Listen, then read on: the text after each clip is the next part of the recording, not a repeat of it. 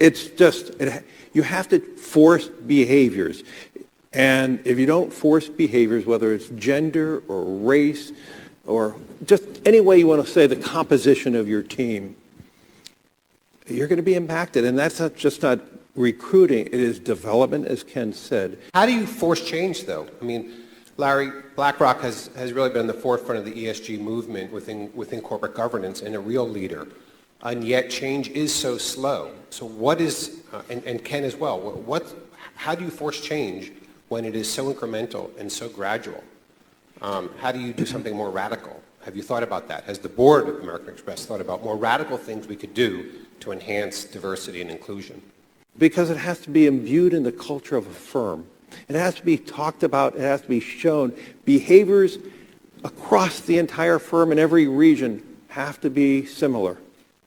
And every citizen of the firm has to understand what is acceptable behaviors and what are unacceptable behaviors.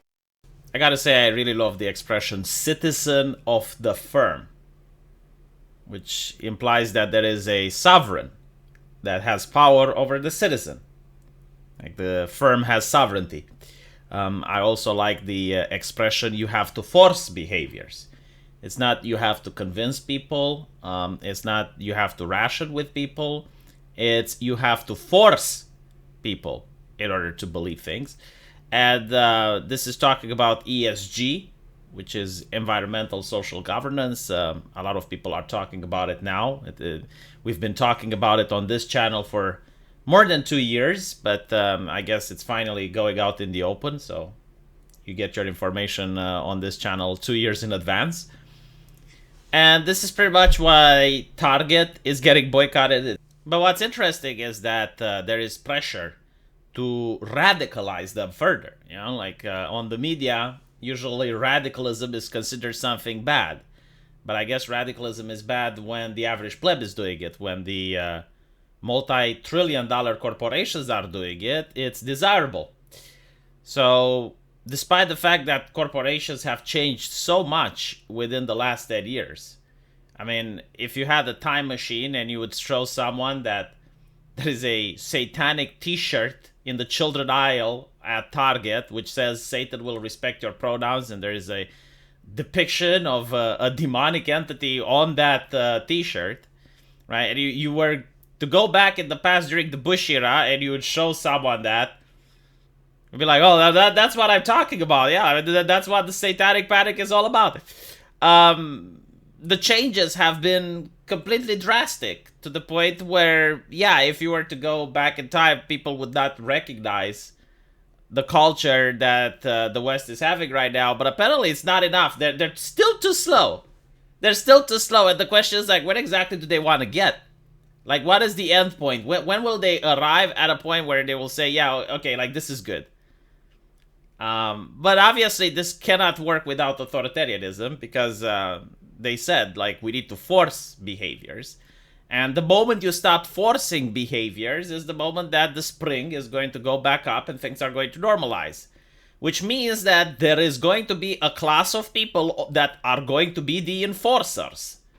Right? Like the people that hold the whip. And it crack down on anyone that doesn't behave properly.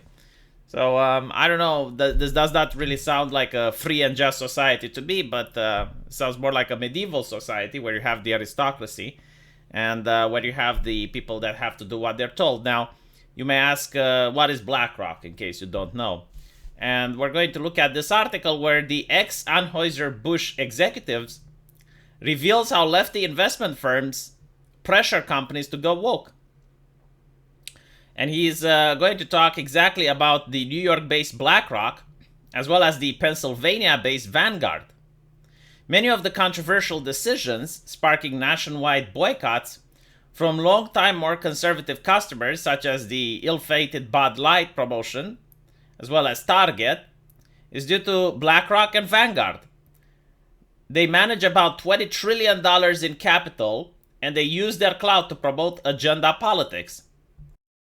Now, if you're wondering where do they have the trillions of dollars from, then the answer is from the Americans' retirement funds.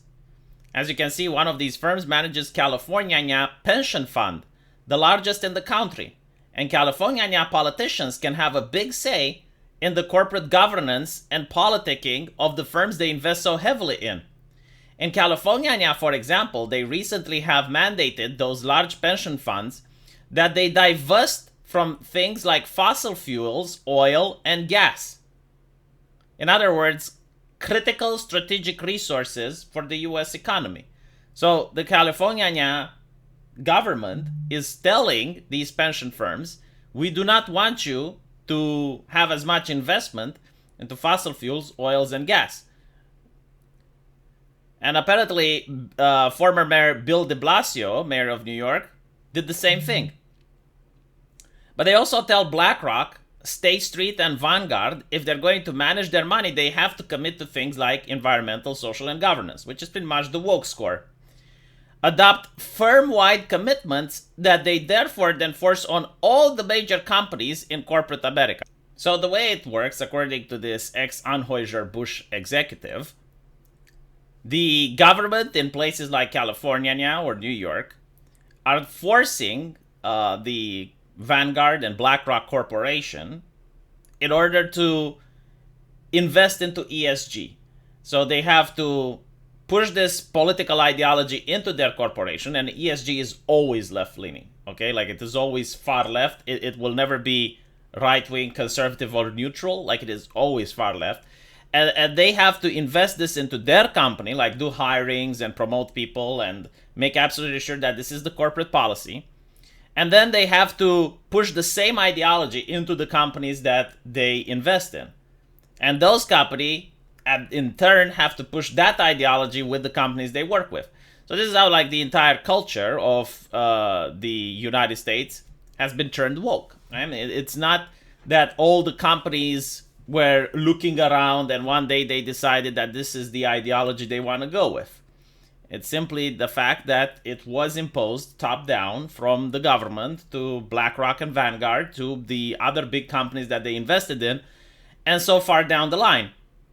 And of course, some of these companies are mainstream media corporations, which also have to do the ESG thing and parrot it, and they promote it through commercials, like we saw with Gillette, like we saw with the Bud Light and many other commercials. It's just that now people are finally getting fed up with it, because as the BlackRock spokesperson said in the beginning, this is being forced, right? Like, people aren't convinced. They're not being talked with. They're not being explained. No, it's like this is the way things are, and people just seem to not agree.